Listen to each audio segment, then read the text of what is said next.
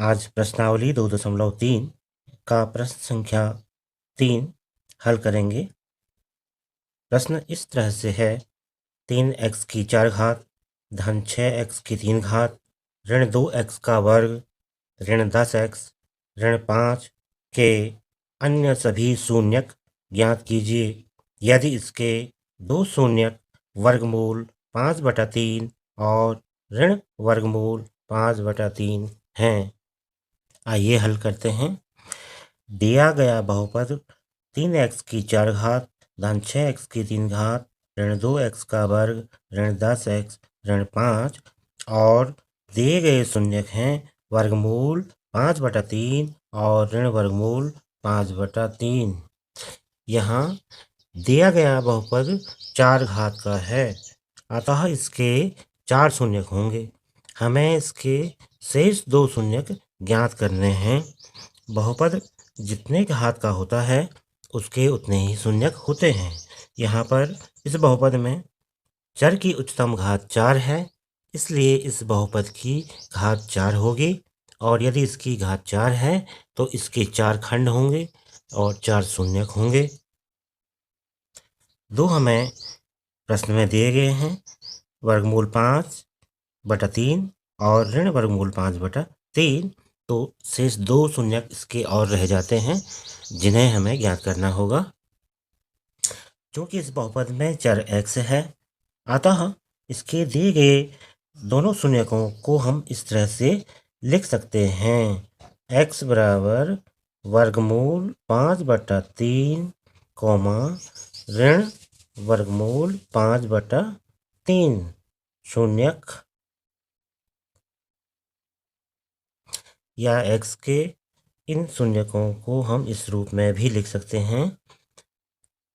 x ऋण वर्गमूल 5/3 और x धन वर्गमूल 5/3।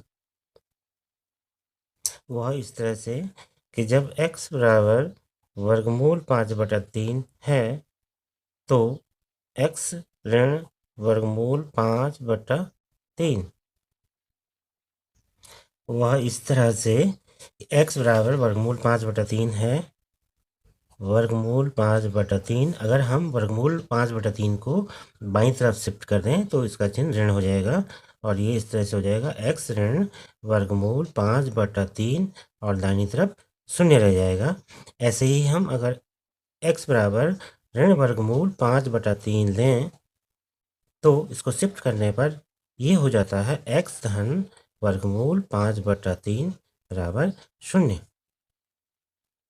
और यदि यहाँ हम दोनों व्यंजकों का गुणा कर दें तो हमें फिर बहुपद प्राप्त हो जाता है। तो आइए गुणा करके देखते हैं। x का गुणा x के साथ x का वर्ग धन x का गुणा वर्गमूल 5/3 के साथ, तो यह हो जाएगा धन वर्गमूल 5/3 x। अब ऋण वर्गमूल 5/3 का गुणा धन x के साथ होना है, तो ऋण धन का ऋण वर्गमूल 5/3 गुणा गया x।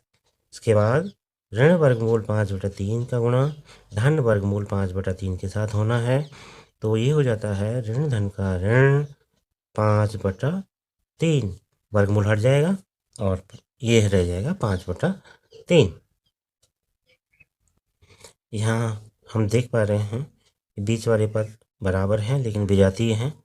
एक का चिन्ह धन है, एक का चिन्ह ऋण है, तो ये दोनों पद कैंसिल हो जाएंगे और शेष रह जाएगा x का वर्ग ऋण 5/3।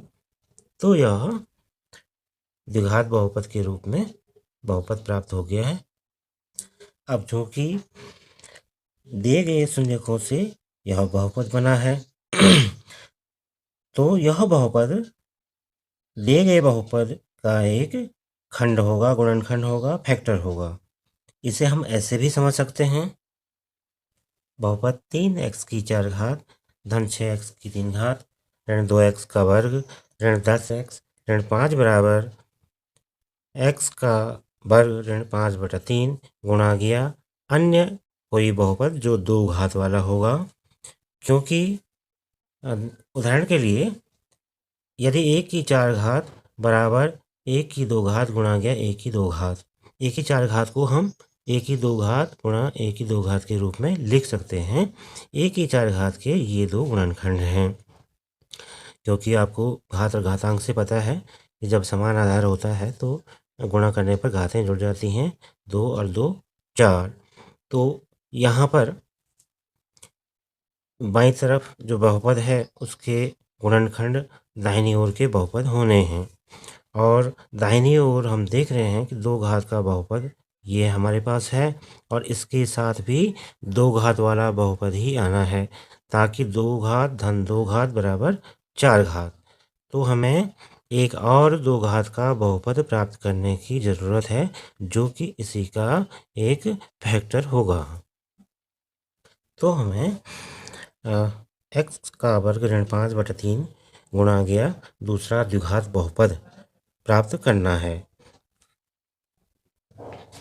तो हमें दाहिनी ओर का दूसरा द्विघात बहुपद प्राप्त करना है, और जब यह द्विघात बहुपद प्राप्त हो जाएगा तो उसके शून्यक भी हम प्राप्त कर लेंगे और अपना आंसर हम बता सकेंगे।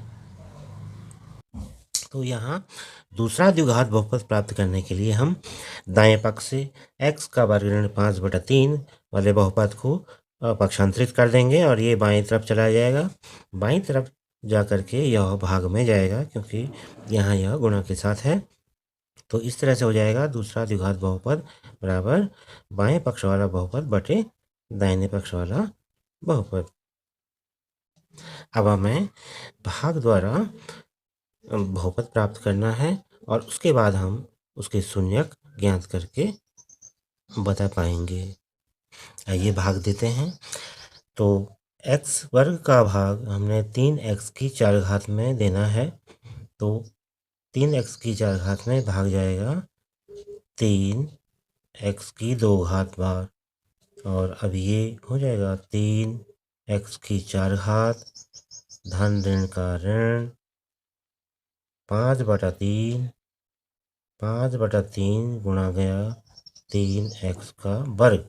3x के वर्ग से हम ऋण 5 को गुणा करके यहाँ आगे लिख देते हैं, और जो हो जाएगा 3 का भाग 3 में चला जाएगा, और ये रह जाएगा यहाँ पे ऋण 5x का वर्ग। अब घटाने पर हम इनके चिन्ह को बदल देते हैं। ये वाले पद तो कैंसिल हो गए हैं, और यहाँ जो शेष रह गया है वो रह गया है धन 6x की 3 घात। इसके बाद ये रह गया ऋण 5x का वर्ग, और यहाँ ऋण 2x का वर्ग है, तो ये ऋण 8x का वर्ग, ऋण 5 ऋण 2 ऋण 7x का वर्ग रह जाएगा। आइए अब x की 2 घात ऋण 5/3 का भाग बहुपद में देते हैं। बहुपद में x वर्ग का भाग 3x की 4 घात में 3x वर्ग बार जाता है, तो हमने लिख दिया है 3x की 4 घात, और 3x वर्ग से ऋण 5/3 को गुणा करके भी लिखेंगे।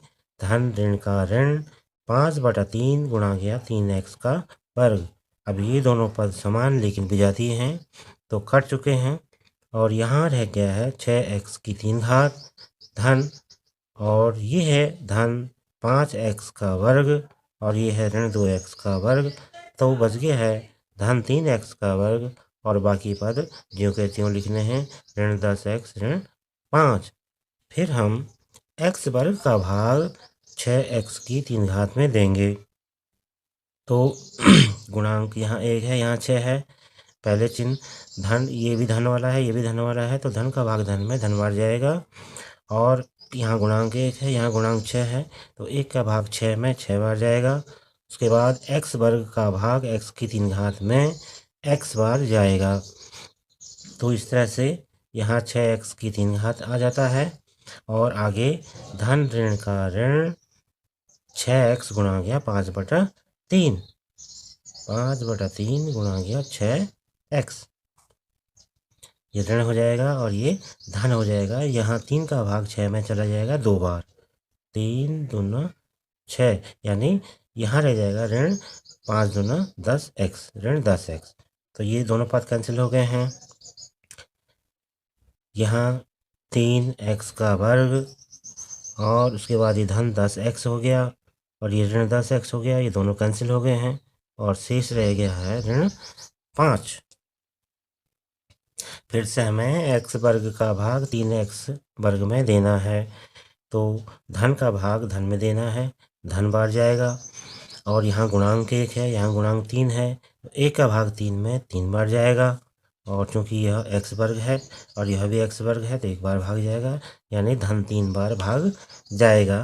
तो 3 गुणा गया x का वर्ग 3x वर्ग, धन 3 गुणा गया ऋण 5/3, धन ऋण का ऋण 5/3 गुणा गया 3, 3 का भाग 3 में जाएगा 1 बार, तो ये 5 एकम 5 रह जाएगा। तो इस तरह से हमारा शेषफल यहाँ पर 0 हो गया है और हमें दूसरा बहुपद, दूसरा द्विघात बहुपद ये वाला प्राप्त हो गया है, 3x का वर्ग धन 6x धन 3। अब हम इस प्राप्त बहुपद के शून्य ज्ञात करके, चूंकि यह 2 घात वाला बहुपद है अतः इसके 2 शून्य प्राप्त होंगे, इसके गुणनखंड करके इसके शून्य हम प्राप्त करेंगे और अपने उत्तर को प्रस्तुत करेंगे। अब हमें 3x वर्ग धन 6x धन 3 के गुणनखंड करने हैं और इसके लिए सबसे पहले हम इसके तीनों पदों में 3 का भाग दे सकते हैं, तो इस तरह से बहुपद प्राप्त होगा x का वर्ग धन 2x धन 1। अब हमें क्योंकि यह त्रिपदी व्यंजक है इसके भी खंड करने हैं और इसके खंड हो जाएंगे इस तरह से, x का वर्ग धन x धन 1। पहले 2 खंडों में उभयनिष्ठ x है तो यह इस तरह से हो जाएगा x धन 1। दूसरे 2 खंडों में धन 1 उभयनिष्ठ लिया जा सकता है और शेष रहेगा x धन 1 या x धन 1 और यदि इसके बराबर शून्य ले लें, यदि इसके बराबर शून्य ले लें तो x के 2 शून्य हमें मिल जाते हैं, x धन 1 बराबर 0, तो x बराबर ऋण 1, पहला शून्य प्राप्त हो गया। पुनः x धन 1 बराबर 0, तो x बराबर ऋण 1, यानी x के जो 2 शून्य हमें प्राप्त हुए हैं वो हुए हैं ऋण 1, ऋण 1। तो इस तरह से हम उत्तर दे सकते हैं, बहुपद के सभी शून्यक x बराबर वर्गमूल 5/3, ऋण वर्गमूल 5/3, ऋण 1, ऋण 1 होंगे। यदि आपको बहुपदों के भाग में समस्या आ रही हो या द्विघात बहुपद के हल खंड करने में समस्या आ रही हो तो आप प्रश्नावली के अन्य संबंधित प्रश्न जो पहले बताए गए हैं उनको आप देख सकते हैं।